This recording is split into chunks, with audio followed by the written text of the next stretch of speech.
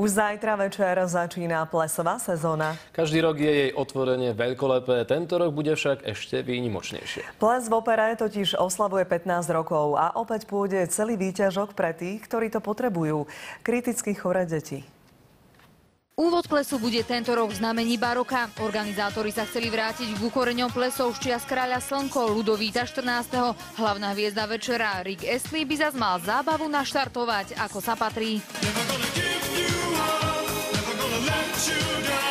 Pár dní pred najväčšou spoločenskou udalosťou sa v divadle pracuje ako vo fabrike. Na prípravách sa podieľa približne 200 pracovníkov. Staviame druhú polku divadla ako každý rok, to znamená, že robíme zrkadlový obraz divadla.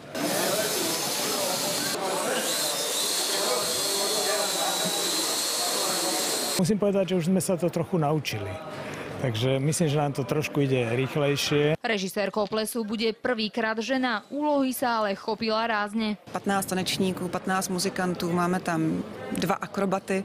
Já se celkově moc nenechám do věcí kafrat. Máme choreografiu barokovú, máme aj drobné dekorácie barokové, samozrejme kvetinová výzdoba. Tá sa bude niesť v žltej, béžovej a svetlo-ružovej farbe. Najpodstatnejšie je však, že peniaze zo vstupného budú rozdelené medzi 4 kliniky detskej anesteziológie a intenzívnej medicíny v Bratislave, Banskej Bystrici, v Martine a Košiciach, ktoré riešia tie najkritickejšie prípady. Môžu to byť otravy, môžu to byť úrazy, môžu to byť závažné infekcie, môžu to byť onkologickí pacienti, čiže celé spektrum pacientov. Na jednej z takýchto kliník bojoval o život aj Lukáš, ktorý spadol pod kosačku, bol v kritickom stave. Na Kramároch by za peniaze z plesu chceli zrekonštruovať časť kliniky a zvýšiť bezpečnosť pri zákrokoch. Pôjdu na skvalitnenie intenzívnej starostlivosti, či už na nákup prístrojového vybavenia, alebo na nákup rôznych pomôcok. Katarína Kulová, televízia Markíza.